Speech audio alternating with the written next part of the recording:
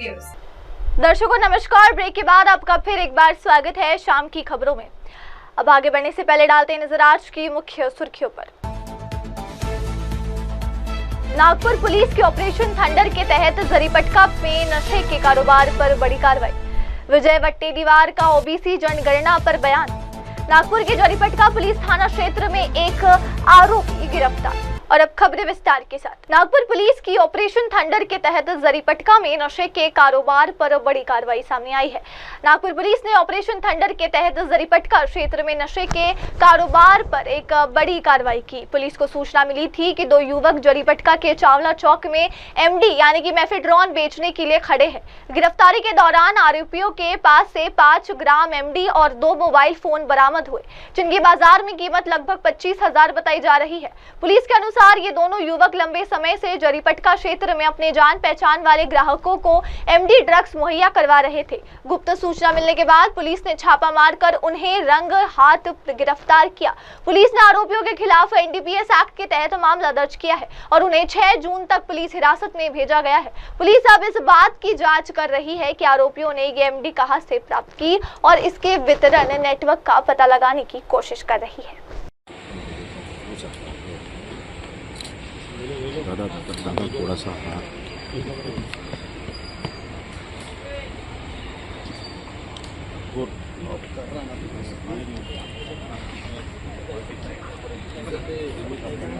Sir great job sir. पूरी team ने बहुत अच्छा काम किया। पीछे रोशन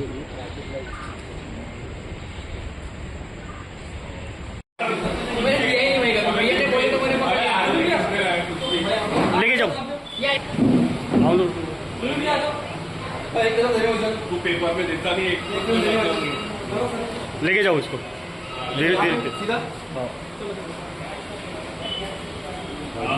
धीरे धीरे धीरे धीरे वो पलटा दो।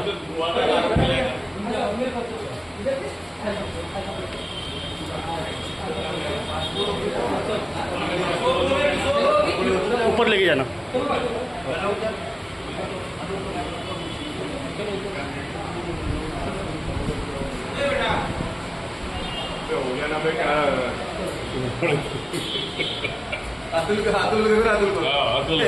अच्छा दिख रहा, पिछोड़ा दे रहा।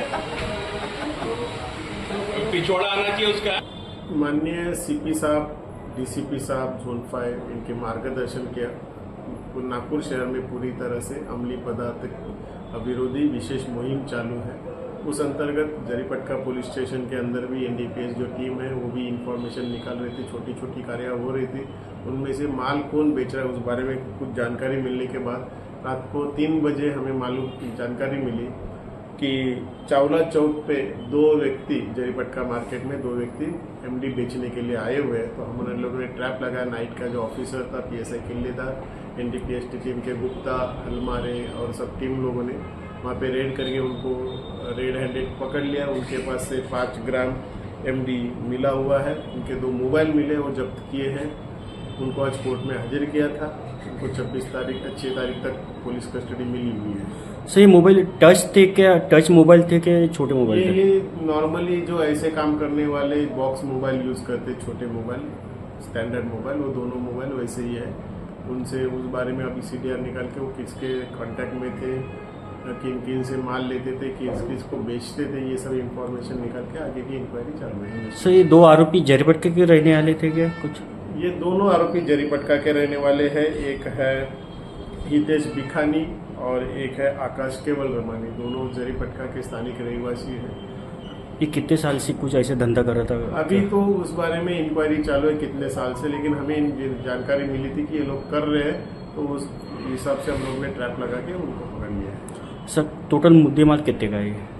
ये टोटल मुद्देमाल एमडी जो है 25,000 का एमडी है और बाकी मोबाइल मिला के 32,500 का पूरा मुद्देमाल है। जरीपटकामध्ये किंवा सर्व संपूर्ण शहरामध्ये माननीय पोलीस आयुक्त तहसील डीसीपी जोन 5 यांच्या मार्गदर्शनाखाली एमडी किंवा अंमली पदार्थांविरुद्ध मोठी कारवाई चालू आहे। त्याची विशेष मोहीम चालू आहे। त्या अंतर्गत आमचे देखील पोलीस स्टेशनच्या एनडीपीएस पथक याबाबत कारवाई करत होतं, माहिती गोळा करत होतं। काल रात्री 3च्या सुमारास त्यांना माहिती मिळाली की जरीपटका मार्केटमध्ये 2 व्यक्ती MD विकण्यासाठी आलेले आहेत किंवा MD विकत आहेत अशी माहिती मिळाल्याप्रमाणे रात्रपाळीचे पोलीस अधिकारी PSI किल्लेदार आणि NDPS टीमचे गुप्ता हलमारे व इतर टीमने रेड करून त्यांना ताब्यात घेऊन त्यांच्याकडून 5 ग्रॅमचा MD माल आपण जप्त केलेला आहे. सदर जप्तीमध्ये आपण 2 आरोपींना ताब्यात घेऊन त्यांना अटक केलेली आहे. त्या 2 आरोपींना आता कोर्टात हजर करून त्यांची 6 तारखेपर्यंत पोलीस कस्टडी मिळालेली आहे. पुढील तपास त्यांनी तो माल कुठून आणला, कोणाला विकण्यासाठी आणला, कोणाला विकत होता, या सर्व गोष्टींची तपासणी आता पुढे चालू आहे. सर आरोपीचे नाव काय आहे आणि कुठे राहत होते हे?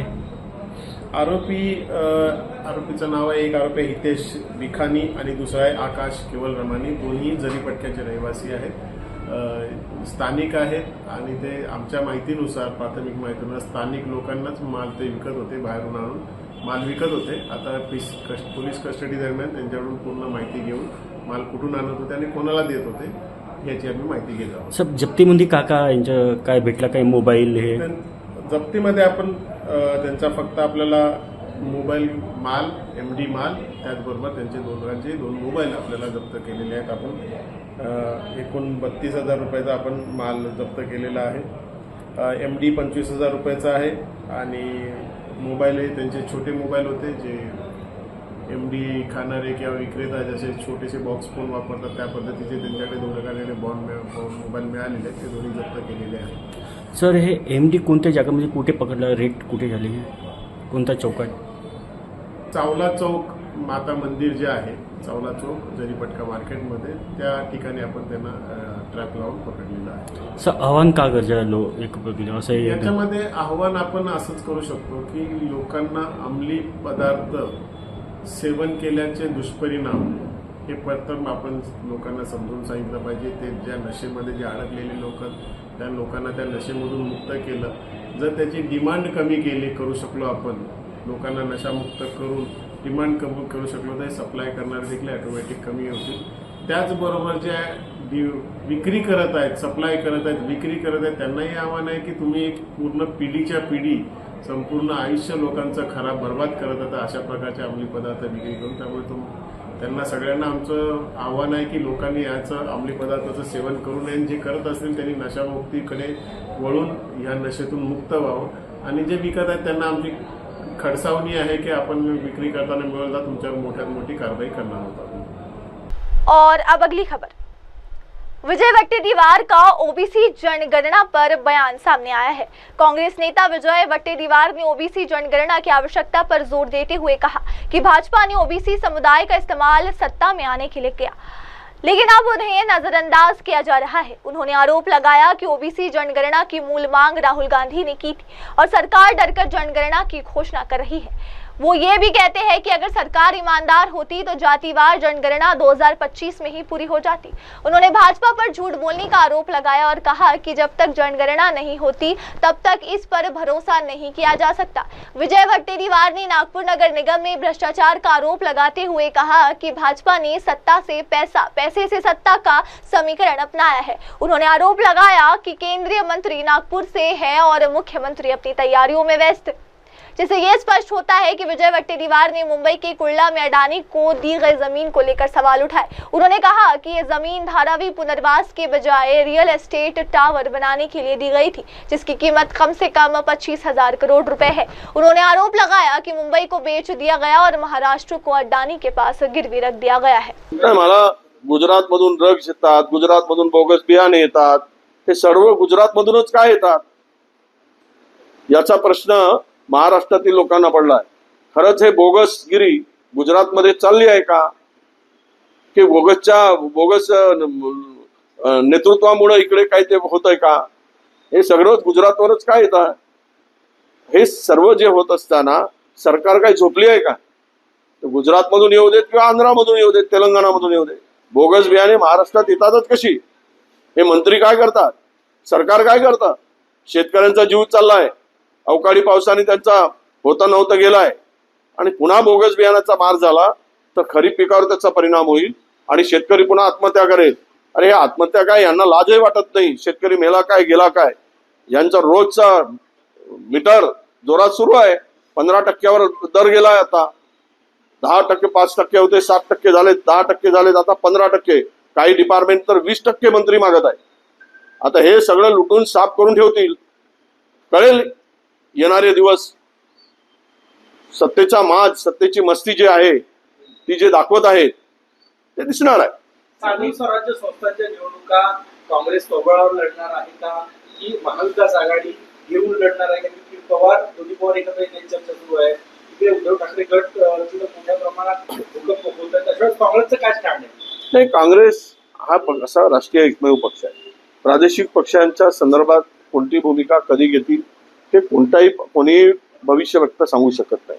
आणि त्यामुळं राष्ट्रीय पक्ष म्हणून आमचे जे काही विचाराचे आमची बांधिलकी आहे, आमची आयडिओलॉजी आहे, आणि त्यानुसार त्या आयडिओलॉजीला धरून त्याच्याशी काही प्रमाणात जर कोणी सहकार्य करण्याची भूमिका ठेवत असतील त्यात मिळून. आता आम्हाला इंडियाची बैठक झाली, त्या बैठकीमध्ये उद्धवजी पक्ष त्या ठिकाणी सहभागी झाला होता. याचा अर्थ तो इंडिया आघाडीमध्ये आहे. आता महाविकास आघाडीमध्ये त्यांची भूमिका काय आहे ही आता आमची चर्चा झालेली नाही. पण एक गोष्ट लक्षात ठेवली पाहिजे की आताच्या संदर्भात विलिनीकरणावर खूप चर्चा सुरू आहे, ज्या ठिकाणी शरद पवार, अजित पवारांच्या संदर्भात. तर मला वाटतं की या संदर्भात निर्णय पवार साहेबांच्या मनातला थांगपत्ता कोणी लावू शकत नाही. आणि पवार साहेब असं करतील या इतक्या वर्षाच्या राजकीय कारकिर्दीमध्ये असा आम्हाला विश्वासही वाटत नाही. आपण आता बोलले की शिवसेना, उद्धव ठाकरे पक्षाचे नेते उपस्थित होते इंडिया आघाडीच्या, पण दुसरीकडे पवारांच्या मनात काय थांगपत्ता चालू असतो हा माहिती नाही. कालच्या बैठकीत सुद्धा पवार अनुपस्थित नाही, म्हणूनच मी सांगितलं ना, पवार साहेब ज्येष्ठ आहे, कदाचित त्यांचे कोणी प्रतिनिधी गेले नाही, म्हणजे गेलेच नाही. आणि अशा स्थितीमध्ये पवार साहेबांची भूमिका ही या एका बैठकीत न गेल्यामुळं प्रश्नचिन्ह निर्माण करण्यासारखी नाही. मला तरी असं वाटतं की यावर वेट अँड वॉचची भूमिका ठेवली पाहिजे. आणि एवढ्या लवकर इतक्या वर्षाचा प्रदीर्घ आणि पुरोगामी विचाराशी बांधील असलेल्या या नेत्यांनी त्या बीजेपी बरोबर जातील हे मला अजिबात वाटत नाही. परंतु प्रादेशिक पक्ष वारंवार त्यांच्या भूमिका स्वीकारत असतात. आणि भाजपला, भारतीय जनता पक्षाला त्या ठिकाणी जे अल्पमतातलं सरकार आहे दिल्लीत, त्यांना सुद्धा काही कुबड्या पुन्हा अधिकच्या लागून आपलं सरकार पुन्हा मजबूतीनं उभं राहील अशी भूमिका आहे. त्यामुळे त्यांचा प्रयत्न तो त्यांना सुरू असतो. हो, आता तुम्ही सगळ्या जागांवर तयारी सुरू केली का, की महाविकास आघाडीच्या मित्र पक्षाच्या जागा जोडतायत? काय तयारी कशी सुरू केली काँग्रेस? नाही, काँग्रेसची असं आहे की सोबत येतील तर सोबत, नाही तर आम्ही स्वतंत्र. आम्ही प्रयत्न करू आघाडीसाठी. नाही झाली तर आपल्याला स्वतंत्र लढावंच लागेल. निवडणुका कुठलाही राजकीय पक्ष सोबत आले नाही आले म्हणून काय थांबत नाही. त्यामुळे आता एकीकडे तुम्ही पाहिलंय भारतीय जनता पक्ष आघाडीची भाषा सांगते आणि बैठकीमध्ये सांगतो तुमची तयारी करा. हे आघाडीचं आम्ही बोलावंच लागतं, पण आघाडी होणार की नाही हे आत्ता काही नक्की सांगता येणार नाही. अशा प्रकारची डुप्लिकेट भाषा, म्हणजे त्याला असं करून कार्यकर्त्यांना खुशी करण्याचं काम सुरू आहे. त्यामुळं या स्थानिक स्वराज्य संस्थांच्या निवडणुकामध्ये आम्ही स्थानिक लेवलवर जो काय निर्णय घ्यायचा आहे तिथली परिस्थिती पाहून ते स्थानिक कार्यकर्त्यांना, नेत्यांना विचारू आणि त्या ठिकाणी तो निर्णय घेऊ. नाही, मग एवढी घोषणा करायची गरज काय होती? खरं तर या देशामध्ये ओबीसी हा एक मोठा प्रवर्ग आहे आणि यालाच सत्तेचा वापर करून भारतीय जनता पक्ष यांचा वापर करून भारतीय जनता पक्ष सत्तेत आली आहे. परंतु पूर्णतः या समाजाकडे, ओबीसी समाजाकडे, या प्रवर्गाकडे पूर्णतः दुर्लक्ष आहे. अनेक उदाहरणं त्या ठिकाणी देता येतील. केवळ काहीतरी थातूर मातूर दाखवायचं आणि मतं घ्यायची आणि त्यांचा वापर करायचा, ही मुळात कल्पना जनगणनेची राहुलजी गांधी यांनी गेल्या 4-5 वर्षापासून सातत्यानं जिनकी संख्या भारी उसकी उतनी हिस्सेदारी हे घोषवाक्य घेऊन की जातनिहाय कास्टवाईज जनगणना झाली पाहिजे हा नारा देणारे कोण होते तर राहुलजी गांधी होते.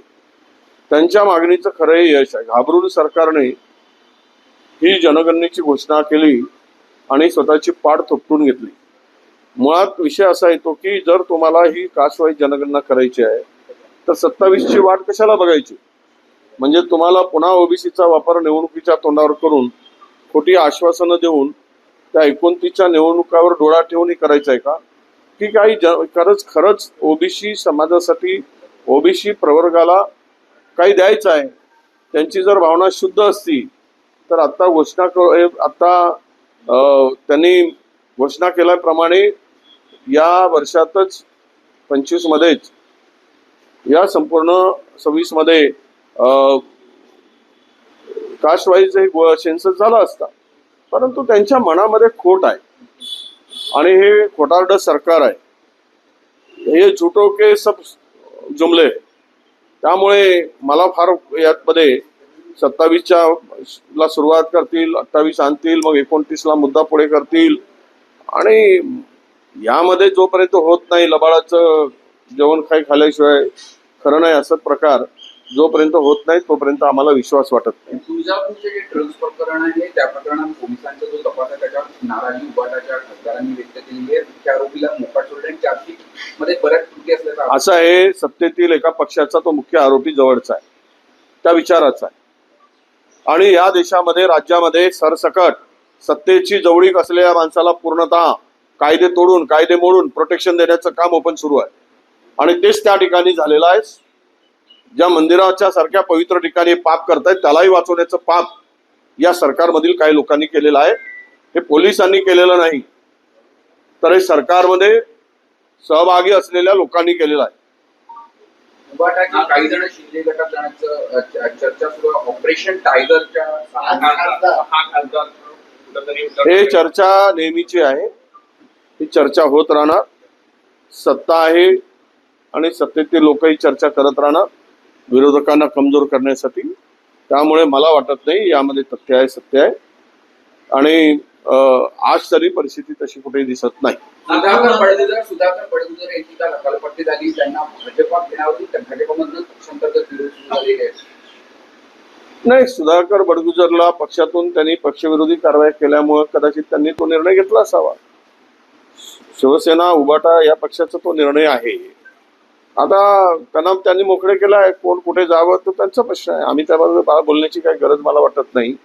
पण हे खरं आहे की शिवसेनेला आता शहाणपणा सुचलाय की जो माणूस थोडी वाकडी चाल करतोय त्याला बाजूला काढलं, हे पूर्वीपासून केला असतं तर कदाचित ही स्थिती शिवसेना उभाटाची झाली नसती. निलेश चव्हाण यांना जो शस्त्र परवाना जो दिला होता तो सतेज पाटील त्यावेळेस गृहराज्यमंत्री होते असं बोललं जातं, त्यांचं नाव. थोडी लाज वाटायला पाहिजे बोलणाऱ्याला, शरम वाटायला पाहिजे. गृहमंत्री कधी शिफारस करत नाही, ते जिल्हाधिकारी आणि एसपीची त्याला शिफारस लागते कुठलाही परवानगी देताना. म्हणजे आपलं पाप झाकण्यासाठी, आपलं पाप लपवण्यासाठी कोणाचं तरी नाव घेऊन त्यांना बदनाम करायचं आणि त्यांचं नाव पुढे आणायचं, असले धंदे करू नका म्हणून आमचा ज्यांनी दिला असेल त्यावेळी गृहमंत्री कोण होते? हे तर राज्यमंत्री होते. काही आणि ह्याचा संबंध येत नाही. आम्ही परवाने घेतो काय, आम्हाला माझ्या फॅमिलीचा परवाना आहे, शस्त्र परवाना, तर आम्हाला काय होम मिनिस्टरचा फोन लागतो काय? तपासतात त्यांच्या मागे गुन्हे आहेत की नाही. त्यांनी दुसऱ्या ठिकाणी आपला ऍड्रेस दाखवला चुकीच्या ठिकाणी, त्या पोलीस स्टेशनच्या आवारामध्ये तिथे गुन्हे दाखल नव्हते, जिथे होते तिथून चौकशी झाली नाही आणि अशा प्रकारचे बिनबोबाट आरोप करणं हे आपला पाप लपवण्यासाठी केलेले हे आरोप आहेत असं माझं मत आहे. नागपूर महानगरपालिकेसाठी भाजपनं तयारी केली आहे. 100 दिवस उरले फक्त आता. गडकरी, फडणवीस, बावनकुळे आणि कार्याध्यक्ष सुद्धा रवींद्र चव्हाण यांच्या फेऱ्या वाढलेल्या आहेत. बाकीचे नेते आहेत. काँग्रेस काही फारसं ऍक्टिव्ह दिसत नाही आहे. ओस पडले, ओबीसी सुद्धा ओस पडलेले आहे. त्यामुळे आता ऊर्जा कशी देणार तुम्ही? 100 दिवस उरले महानगरपालिकेत. असं आहे, सत्तेतून पैसा, पैशातून पुन्हा सत्ता, हे समीकरण भाजपला आता चांगलं जमलं आहे. त्यामुळे माहित आहे की काही केलं नाही आपण सत्ता मिळवू शकतो. लोकांची नाराजी, जे काही प्रश्न आपल्या नागपूर महानगरपालिकेत आहेत त्याचा आम्ही त्या संदर्भात करू ना, दाखवू ना काय काय यांनी घोटाळे केलेत, किती भूखंडांचं विल्हेवाट लावली, किती मोठ्या प्रमाणात भ्रष्टाचार झाला, नागपूर शहराची स्थिती काय आहे हे सगळं आम्ही दाखवू. नागपूरला किती वेळा बुडावं लागलं पाण्याखाली, हे सगळ्या गोष्टी खूप मोठ्या आहेत, विषय मोठे आहेत. त्यांना काय करायची आहे ते तयारी करणं मजबूर आम्हाला. सत्ता प्रचंड आहे, मोठे सत्तेमध्ये बसलेले या राज्याचे मुख्यमंत्री नागपुरातले आहेत, केंद्रीय मंत्री नागपुरातले आहेत. त्यामुळे त्यांना तयारी करावं लागते. हेच त्यांचं यश आहे की अपयश आहे हे जनता ठरवेल.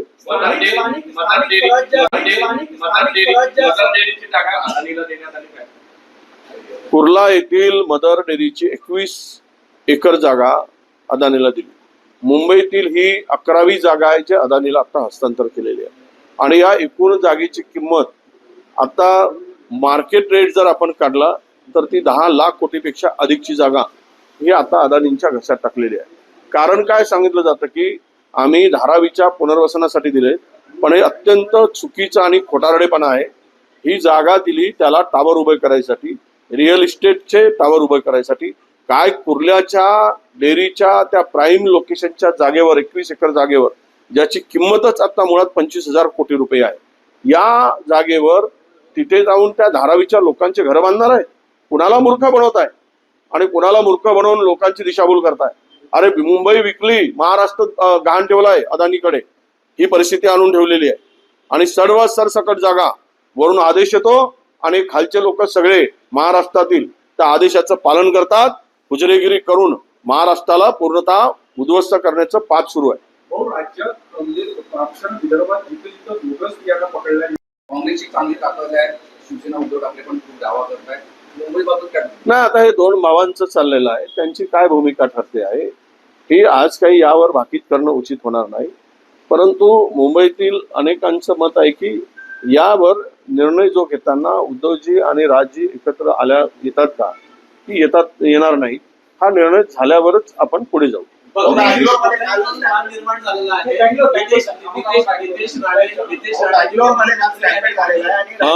नितेश राणे जे कॅबिनेट मंत्री आहे आणि पॅरे खान जे भाजपचे समर्थक आहे, दोघांमध्ये वाद सुरू आहे. बहुतेक दोन विरोधी पक्षातच भाजपचे दोन नेते आलेले आहेत. या वादावर तुम्ही बकरी ईदच्या कसा बघता?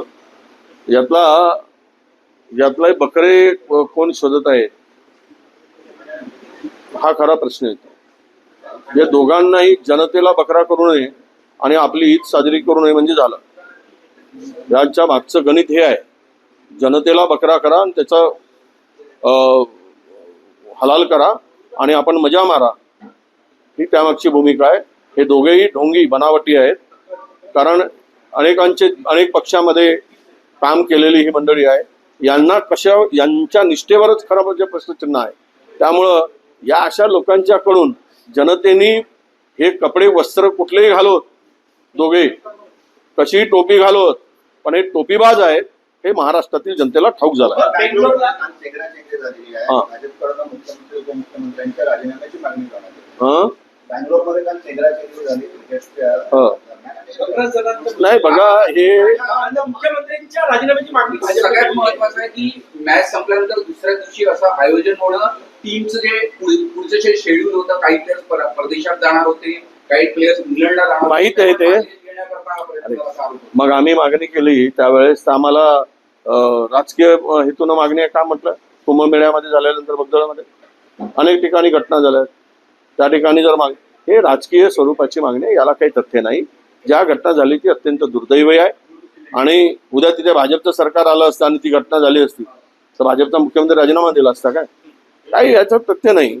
या बोलण्यामध्ये हे काहीतरी राजकीय द्वेषाने आरोप आहे. ती झालेली घटना दुर्दैवी आहे. कोणी तिथे सांभाळणारी मंडळीची पोलीस होती, त्या ठिकाणी खूप आला आणि ही घटना स्टेडियमच्या बाहेर झाली.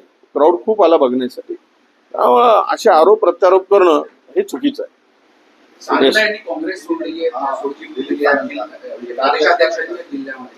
असं आहे, काही लोकांच्या मनामध्ये सत्तेचा जर इच्छा जागृत झाली आणि सत्तेमध्ये राहण्यासाठी त्यांना पाऊल टाकावं लागत असेल तर त्यांना ते लखलाभ आहे. पण असं आहे की मान सन्मान मी नेहमी म्हणत असतो, काँग्रेसमध्ये राहाल तर इकडे तुम्हाला सन्मान मिळेल, मान मिळेल. तिथे जाऊन काय मिळेल हे येणार तुम्हाला दिसेल. म्हणून माझी भूमिका नेहमी मी म्हणत असतो की प्रश्न असा आहे, समृद्धी महामार्ग पूर्णपणे आज खुला होतोय, वेळ पूर्ण झाला, एका 2 पॅचेस फक्त दिले झाले. शक्तीपीठ महामार्गही आता आरेटून धरला जाणार आहे असं दिसतंय. विरोधक स्वागत करतायत विकास कामांचा. नाही, चांगले काय विकास झाला पाहिजे, पण विकासाच्या मागे टक्केवारी वसुली झाली नाही पाहिजे. ते समृद्धीमध्ये किती टक्के वसूल झालेत महाराष्ट्रातील जनतेला माहीत आहे कसे पॅकेज वाटून दिले आणि किती टक्के वसूल केले. हे इन्फ्रास्ट्रक्चरच्या नावाखाली जो तिजोरी साफ करण्याचं काम सुरू आहे, सफाई मारण्याचं काम हेही सुरू आहे. आणि त्या समृद्धीचा उपयोग किती लोक करता येतात, किती गाड्या चाललेल्या आहेत, ते किती टेक्निकली तो रस्ता उपयुक्त आहे किंवा योग्य आहे, हे सगळं महाराष्ट्रात लोकांनी पाहिलं आहे. किती ॲक्सिडेंट झालेत. आता झाला रस्ता तर अजूनही पण त्या रस्त्याने मुंबईपर्यंत जाणारी ट्रॅफिक वाढली नाही. राहिला शक्तीपीठ तर या शक्तीपीठाच्या मागचा उद्देश या बिचाऱ्या गरीब शेतकऱ्यांच्या जमिनी जातील आणि शक्तीपीठ पूर्ण झाल्यानंतर त्याचा वापर कोणासाठी होणार आहे. नाव शक्तीपीठ आहे पण एका धनाढ्य उद्योगपतीला शक्ती देण्यासाठी तो शक्तीपीठ आहे.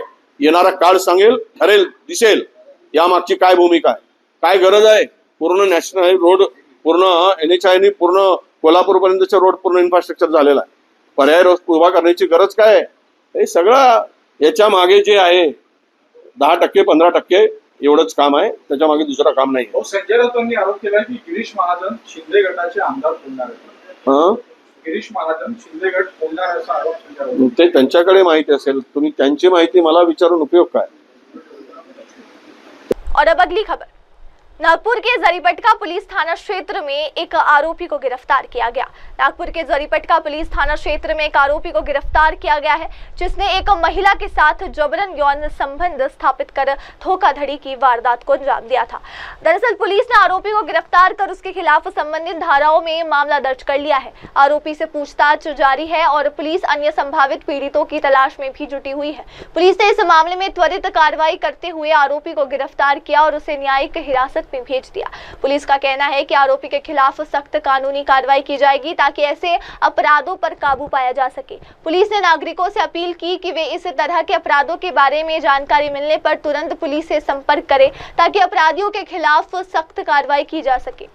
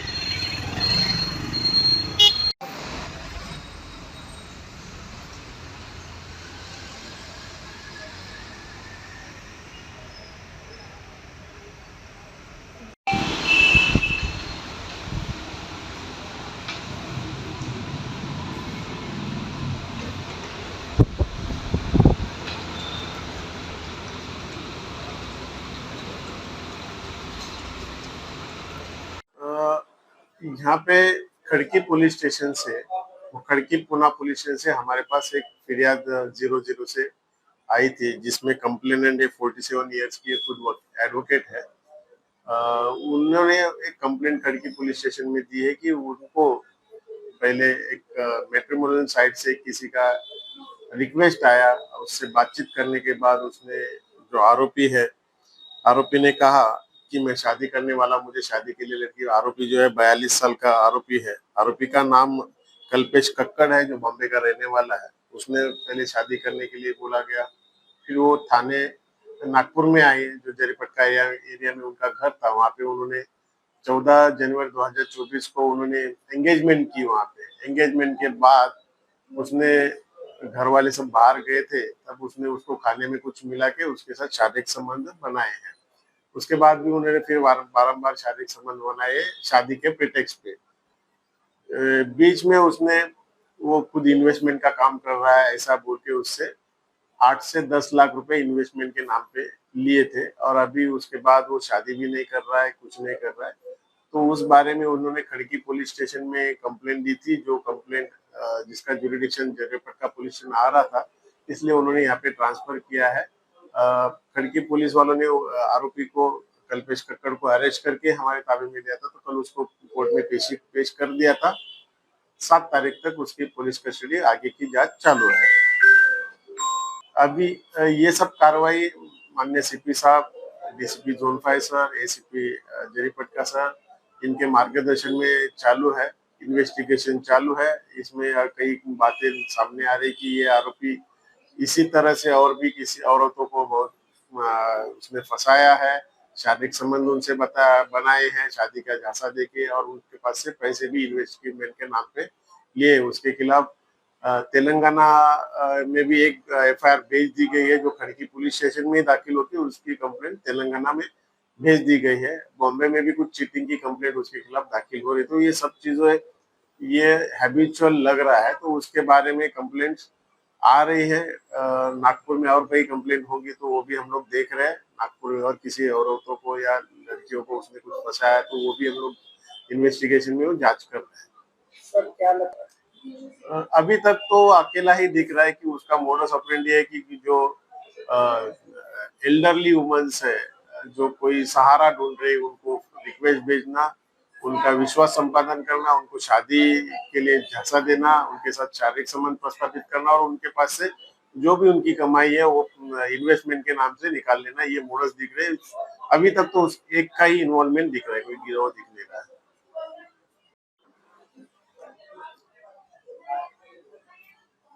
आपल्याकडे काल Khadki police station Pune city इथून एक 00 द्वारे एफआयआर दाखल प्राप्त झालेली होती, ज्याच्यामध्ये तक्रारदार या जरीपटका मधल्या राहणारे आहेत। तक्रारीचं अवलोकन केलं असं तक्रारीमध्ये असं नमूद आहे की त्या स्वतः 47 वर्षाच्या ऍडव्होकेट आहेत। त्या लाईफ पार्टनर शोधत असताना त्यांनी मॅट्रिमोनियल साईटवरती काही स्वतःची ऍड दिली होती। तिथे ह्या आरोपी आहे कल्पेश कक्कड, जो मुंबईचा राहणार आहे, त्यांनी त्यांना रिक्वेस्ट पाठवली। नंतर त्यांच्या भेटीगाठी झाल्या, त्यांनी त्यांना लग्नाचं वचन दिलं। 14 जानेवारी 2024 ला त्यांनी जरीपटका येथे त्या ठिकाणी त्यांचा साखरपुडा झाला। साखरपुड्यानंतर सगळे नातेवाईक वगैरे गावी कुठे देवदर्शन वगैरे ठिकाणी गेलेले असताना आरोपीने फिर्यादीला खाण्यामध्ये काहीतरी मिसळून त्या गुंगीत असताना त्यांच्याशी शारीरिक संबंध स्थापन केला। त्याच्यानंतर वारंवार लग्नाचं आमिष दाखवून तो त्यांच्याशी शारीरिक संबंध प्रस्थापित करत होता। आणि दरम्यानच्या काळात देखील आरोपी याने स्वतः इन्व्हेस्टर असल्याने किंवा इन्व्हेस्टमेंटच्या फर्म मध्ये असून इन्व्हेस्टमेंटसाठी फिर्यादीकडून 8 ते 10 लाख रुपये घेतलेले आहेत, अशा प्रकारची तक्रार प्राप्त झालेली आहे। खडकी पोलिसांनी त्याला तिथे अटक केला होता। त्याला फिर्याद आणि आरोपी आमच्या ताब्यात दिला। काल कोर्टात हजर करून त्याची आपण 7 तारखेपर्यंत पोलीस कोठडी आहे। सदर गुन्ह्याच्या तपासादरम्यान असेही लक्षात आलेलं आहे की या आरोपीची मोडस ऑपरेंडी असून त्याने अशी एका तेलंगणाच्या अजून एका मुलीला असंच फसवलेलं आहे। पुण्यामध्ये देखील काही मुलींना त्याने फसवलेलं आहे। तेलंगणाच्या बाबतीत त्याचा एफआयआर दाखल झालेला आहे खडकी पोलीस स्टेशनला, आणि तो तेलंगणाला पाठवण्यात आलेला आहे। त्यामुळे त्याचे मोडस दिसून येत आहे की एल्डरली वुमन्सना कॉन्टॅक्ट करून त्यांना लग्नाचा आमिष दाखवून किंवा मला सहाऱ्याची गोष्टी बोलून त्यांच्याशी शारीरिक संबंध प्रस्थापित करणे आणि त्याच्यानंतर त्यांच्याकडून इन्व्हेस्टमेंटच्या नावाखाली पैसे घेऊन फसवणूक करणे, त्याचा तपास चालू आहे आता। और अब अगली खबर, नागपुर में औद्योगिक प्रशिक्षण संस्थानों के आधुनिकीकरण के लिए समझौते की घोषणा। महाराष्ट्र सरकार ने औद्योगिक प्रशिक्षण संस्थानों के आधुनिकीकरण के लिए निजी कंपनियों के साथ साझेदारी करने का निर्णय लिया है। इस पहल के तहत 100 ITIs में और सौर ऊर्जा, इलेक्ट्रिक वाहन, एविएशन और नई तकनीक जैसे 6 नए कोर्स शुरू किए जाएंगे। शिक्षा मंत्री मंगल प्रभात लोढ़ा ने बताया कि इन कोर्सों के माध्यम से युवाओं को रोजगार के अवसर मिलेंगे और औद्योगिक क्षेत्र की आवश्यकताओं के अनुसार प्रशिक्षण प्रदान किया जाएगा। लोढ़ा ने कहा कि पहले से ही देरी हो रही थी, लेकिन अब इस नए कोर्सों के माध्यम से IITIs को आधुनिक बनाया गया।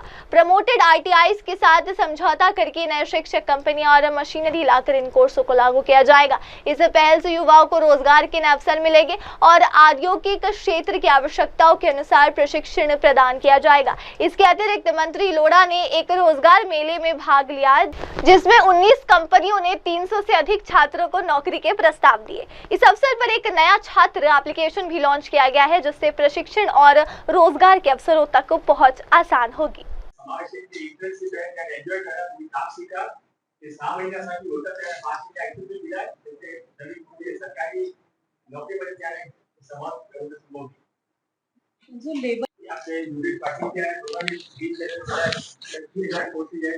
नवीन कोर्सेस जगाची मला अमरावतीमध्ये टेक्स्टाईल पार्क येत आहे त्याने जे कोर्स हवा आहे ते कोर्स ग्रीन सेक्टरला ठेवू.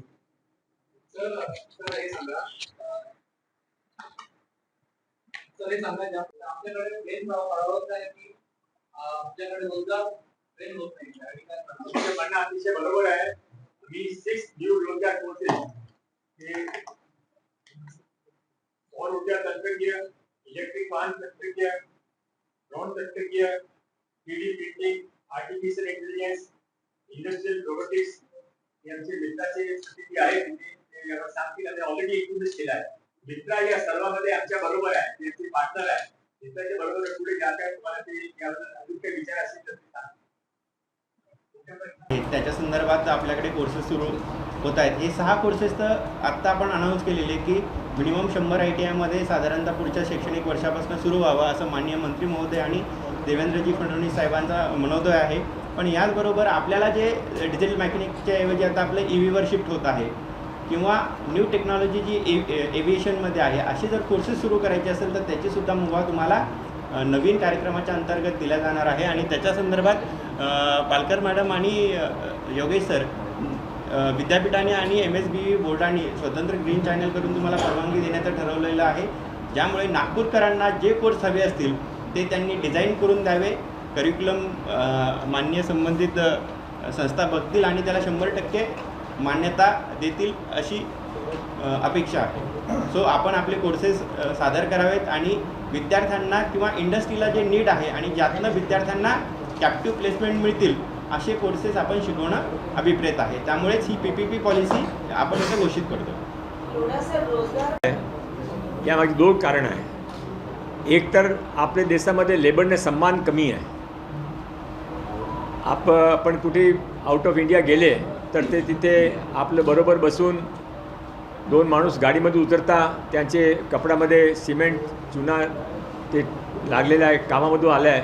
आपले बरोबर बसून ते जेवण घेता टिप देता जाता आपलं काही अडचण वाढत नाही.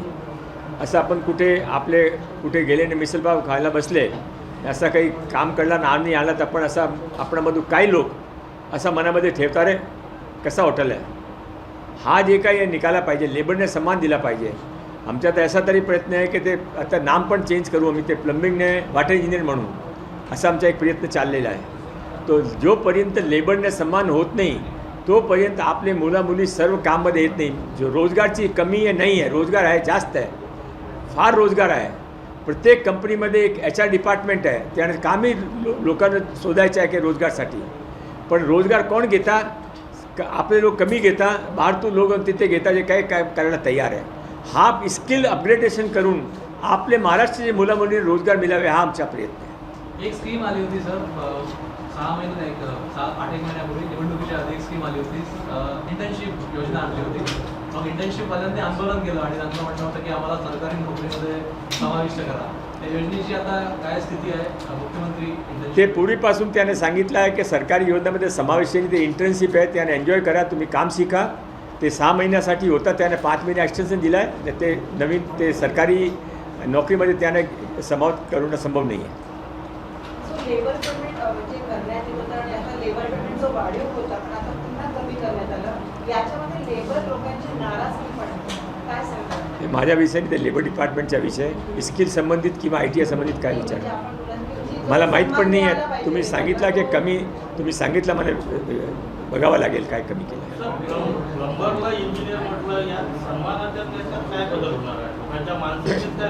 प्रयत्न आहे. प्लंबरने वॉटर इंजिनियर म्हणला तो गैर काय आमची फक्त सोच चालली आहे केला नाही आहे.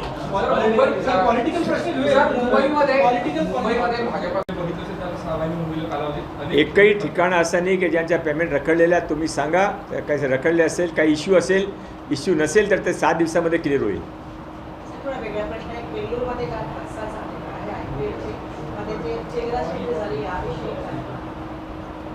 मी त्यावर काय सांगू शकतो ते ऑल इंडिया इश्यूमध्ये सांगितलं. धन्यवाद. हे 1 मिनिट फक्त ते कालेजी ते सर्व ऑर्गनाइज केला त्याने सांगतो ते जे आमची स्कीम त्याने 1-2 मिनटं त्याने. और अब आगे बढ़ते हुए देखते हैं अगली खबर. हार्वर्ड विश्वविद्यालय ने राष्ट्रपति ट्रंप के आदेश को दी चुनौती, खटखटाया कोर्ट का दरवाजा. दरअसल हार्वर्ड विश्वविद्यालय ने कोर्ट का दरवाजा खटखटाया है. हार्वर्ड यूनिवर्सिटी ने राष्ट्रपति डोनाल्ड ट्रंप के उस आदेश को कोर्ट में चुनौती दी जिसमें कहा गया है कि विश्वविद्यालय में विदेशी छात्रों को दाखिला देने की अनुमति देना राष्ट्रीय सुरक्षा के लिए खतरा होगा. हार्वर्ड विश्वविद्यालय ने संस्थान में पढ़ने के इच्छुक विदेशी छात्रों के अमेरिका में प्रवेश पर प्रतिबंध लगाने के राष्ट्रपति डोनाल्ड ट्रंप के आदेश को चुनौती दी. हार्वर्ड की तरफ से कहा गया कि व्हाइट हाउस की मांगों को अस्वीकार करने के कारण बदले की भावना से यह कदम उठाया गया है. ट्रंप ने हार्वर्ड विश्वविद्यालय में पढ़ने के इच्छुक लगभग सभी विदेशी छात्रों का देश में प्रवेश रोकने के लिए एक शासकीय आदेश पर हस्ताक्षर किए हैं. ये आईवी लीग स्कूल से अंतर्राष्ट्रीय छात्रों को दूर रखने का उनका नया प्रयास है. आईवी लीग हार्वर्ड विश्वविद्यालय समेत अमेरिका के 8 प्रतिष्ठित निजी विश्वविद्यालयों का समूह है. हार्वर्ड ने दायर संशोधित शिकायत में राष्ट्रपति की कार्रवाई को अदालत के पहले के आदेश को दरकिनार करने वाला कदम बताया. याचिका में ट्रंप के इस कदम के कानूनी अधिकार क्षेत्र पर सवाल उठाए गए. ट्रंप ने उस संघीय कानून के तहत ये प्रतिबंध लगाया जो उन्हें राष्ट्र के हितों के लिए हानिकारक माने जाने वाले विदेशियों के वर्ग को रोकने की अनुमति देता है. हार्वर्ड ने अपनी याचिका में कहा कि केवल उन लोगों को विदेशी वर्ग के रूप में वर्गीकृत करना अनुचित है जो हार्वर्ड में अध्ययन करने के लिए अमेरिका आ रहे हैं. विश्वविद्यालय ने कहा राष्ट्रपति की कार्रवाई अमेरिका के हितों की रक्षा के लिए नहीं बल्कि हार्वर्ड के खिलाफ प्रतिशोध लेने के लिए की गई है. और अब अगली खबर. अब यहाँ मिला द्वितीय विश्व युद्ध के समय का बम, पूरे शहर में मच गया हड़कंप. दरअसल द्वितीय विश्व युद्ध के समय के बम अभी भी विभिन्न देशों में मिलते रहते हैं.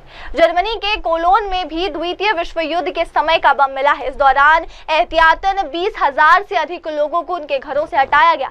जर्मनी के कोलोन में इस सप्ताह से शुरू हो पाए गए द्वितीय विश्व युद्ध के समय के 3 अमेरिकी बमों की निष्क्रिय करने की तैयारी शुरू कर दी गई है. इस पूरी कवायद के बीच बुधवार को शहर के सिटी सेंटर के एक हिस्से से 20,000 से अधिक निवासियों को हटाया गया. युद्ध की समाप्ति के 80 वर्ष बाद भी जंग के समय हवाई हमलों के दौरान गिराए गए बम जर्मनी में अक्सर पाए जाते हैं. ऐसे बमों को निष्क्रिय करने के लिए कभी-कभी बड़े पैमाने पर एहतियात के तौर पर निवासियों को हटाए जाने की आवश्यकता होती है, जैसा कि बुधवार को हुआ. इस बार ये स्थान असामान्य रूप से प्रमुख था क्योंकि 1945 के बाद से कोलोन में अब तक सबसे बड़ी संख्या में लोगों को हटाया गया है. बुधवार की सुबह अधिकारियों ने बमों के 1000 मीटर के दायरे में आने वाले इलाके से करीब 20,500 निवासियों को निकालना शुरू कर दिया. ये बम सोमवार को सड़क निर्माण की तैयारियों के दौरान मिले थे. घरों के अलावा इस क्षेत्र में अर्पण होटल, 9 स्कूल, कई कार्यालय भवन, संग्रहालय और रेलवे स्टेशन भी शामिल है. और अब अगली खबर.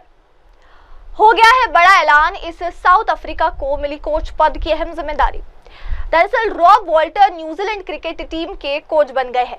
वो साउथ अफ्रीका के कोच रह चुके हैं और आईपीएल में भी कोचिंग कर चुके हैं. साउथ अफ्रीकी टीम के पूर्व कोच रॉब वॉल्टर न्यूजीलैंड के पुरुष टीम के तीनों फॉर्मेट में कोच बन गए हैं. उनके पास लंबा अनुभव है जो न्यूजीलैंड की टीम के काम आ सकता है. वो पिछले 2 साल से साउथ अफ्रीकी टीम के कोच की भूमिका निभा रहे थे. उनकी कोचिंग में अफ्रीकी टीम ने वनडे वर्ल्ड कप 2023 और चैंपियंस ट्रॉफी 2025 के सेमीफाइनल में जगह बनाई थी. इसके अलावा अफ्रीकी टीम T20 वर्ल्ड कप 2024 के फाइनल में भी पहुंची. रॉब वॉल्टर ने कहा कि न्यूजीलैंड की टीम पिछले कुछ समय से एक अच्छी टीम रही. इसमें योगदान देने का मौका मिलना वास्तव में सौभाग्य की बात है. प्रतिभाशाली खिलाड़ियों और सहयोगियों स्टाफ के साथ काम करना एक बेहतरीन अवसर है. बहुत सारी सीरीज होनी है और अवसर के साथ साथ चुनौतियां भी कम नहीं है. वॉल्टर जुलाई में जिम्बाब्वे दौरे से टीम के साथ जुड़ेंगे. रॉब वॉल्टर 2009 से लेकर 2013 तक साउथ अफ्रीका के लिए स्ट्रेंथ, कंडीशनिंग और फील्डिंग के कोच रूप में काम करते थे. इसके बाद आईपीएल में वो दिल्ली डेयरडेविल्स और पुणे वॉरियर्स के सहायक कोच भी रहे. कुछ समय के लिए वो न्यूजीलैंड ए टीम के साथ भी जुड़े रहे. न्यूजीलैंड क्रिकेट की तरफ से उनका 3 साल का अनुभव दिया गया है. और अब अगली खबर. स्टार किड संग जमेगी विक्रांत मैसी की जोड़ी, आंखों की गुस्ताखिया की पहली झलक आई सामने. विक्रांत मैसी और शनाया कपूर की फिल्म आंखों की गुस्ताखियों का टीजर रिलीज हो गया है. फिल्म के टीजर में दोनों की शानदार केमिस्ट्री देखने को मिल रही है. इस बारिश के मौसम में आंखों की गुस्ताखिया रिलीज होने वाली जो लेकर आ रही है एक प्यारी सी लव स्टोरी. इसमें विक्रांत मैसी और शनाया कपूर नजर आएंगे। पहले पोस्टर के बाद अब इसका टीजर रिलीज हो गया है, जो प्यार, इमोशन और खूबसूरत पलों से भरा हुआ है। टीजर में दिखाया गया कि कैसे दो लोग अचानक मिलते हैं और उनकी कहानी शुरू हो जाती है। बिना ज्यादा बात किए इशारों और संगीत के जरिए प्यार गहराता है, लेकिन बाद में दूरी भी दिखती है। टीजर में डांस और सफर के कुछ सीन इस रिश्ते को और भी खास बनाते हैं। कहानी पूरी तरह बताई गई है, लेकिन साफ है कि दोनों के बीच प्यार है और कुछ फैसले उन्हें अलग कर सकते हैं। विक्रांत एक भावुक किरदार में है और शनाया अपनी पहली फिल्म में ही असर छोड़ती है। टीजर में विशाल मिश्रा का संगीत और खूबसूरत लोकेशन इस लव स्टोरी को और भी खास बनाते हैं। और अब अगली खबर। सीएम सिद्धरमैया ने पुलिस कमिश्नर समेत कई को किया सस्पेंड। गिरफ्तार हो गया आरसीबी के प्रतिनिधि। बेंगलुरु भगदड़ मामले में कर्नाटक के मुख्यमंत्री सिद्धरमैया ने बड़ी कार्रवाई की है। पुलिस इंस्पेक्टर से लेकर कमिश्नर तक के कई अधिकारी सस्पेंड कर दिए गए। इंडियन प्रीमियर लीग यानी आईपीएल 2025 में आरसीबी की जीत को लेकर बेंगलुरु में आयोजित समारोह के दौरान मची भगदड़ के मामले में कर्नाटक के मुख्यमंत्री सिद्धरमैया ने बड़ी कार्रवाई की। घटना को लेकर पुलिस इंस्पेक्टर से लेकर कमिश्नर लेवल तक के अधिकारी सस्पेंड कर दिए गए हैं। वरिष्ठ आईपीएस अफसर सीमांत कुमार सिंह को अगले आदेश तक बेंगलुरु का नया पुलिस कमिश्नर बनाया गया है। बता दें कि बुधवार को बेंगलुरु में चिन्नास्वामी स्टेडियम के बाहर मची भगदड़ में 11 लोगों की मौत हो गई थी। इसके अलावा बड़ी संख्या में लोग घायल भी हुए। घटना को लेकर हंगामा खड़ा होने के बाद अब सरकार ने कार्रवाई शुरू कर दी है। और अब अगली खबर। ये मेरा बेटा, इसे प्रश्न पूछने की न दी जाए इजाजत, जब प्रेस कॉन्फ्रेंस में बोल पड़े शशि थरूर। आतंकी मुद्दे पर पाकिस्तान को बेनकाब करने के लिए भारत की ओर से सर्वदलीय प्रतिनिधि मंडल अमेरिका गया हुआ है। इस प्रतिनिधि मंडल का नेतृत्व कांग्रेस सांसद शशि थरूर कर रहे हैं। इस दौरान प्रेस कॉन्फ्रेंस में उनके बेटे ने भी पिता से सवाल पूछा। अमेरिका में बहुदलीय प्रतिनिधि मंडल का नेतृत्व कर रहे कांग्रेस सांसद शशि थरूर से गुरुवार को उनके बेटे ने ही सवाल किया। दरअसल शशि थरूर का बेटा ईशान थरूर अमेरिका में पेशे से पत्रकार है। काउंसिल ऑन फॉरेन रिलेशंस में बातचीत के दौरान जब वॉशिंगटन पोस्ट में वैश्विक मामलों के स्तंभकार उनके बेटे ईशान थरूर उनसे सवाल पूछने के लिए खड़े हुए, तो थरूर ने हंसते हुए कहा, इसे प्रश्न पूछने की इजाजत नहीं देनी चाहिए, ये मेरा बेटा है। प्रेस कॉन्फ्रेंस के दौरान जब शशि थरूर से बेटे ने सवाल पूछना शुरू किया तो इस दौरान हंसी मजाक भी हुआ। पिता से सवाल पूछने से पहले ईशान ने कहा, ईशान थरूर, वॉशिंगटन पोस्ट, निश्चित रूप से व्यक्तिगत हैसियत से सवाल पूछ रहा हूं। प्रेस कॉन्फ्रेंस के दौरान जब शशि थरूर से बेटे ने सवाल पूछना शुरू किया तो इस दौरान हंसी मजाक भी हुआ। पिता से सवाल पूछने से पहले ईशान ने कहा, ईशान थरूर, वॉशिंगटन पोस्ट, निश्चित रूप से व्यक्तिगत हैसियत से सवाल पूछ रहा हूँ। तो अब लेते हैं एक छोटा सा ब्रेक। ब्रेक के बाद लौटेंगे और जानेंगे देश दुनिया की तमाम बड़ी खबरें। तब तक के लिए आप जुड़े रहे मेरी सहयोगी शिबा के साथ और देखते रहिए एमएनएस न्यूज टीवी। नमस्कार। आप देख रहे हैं एमएनएस न्यूज, सच जरूर।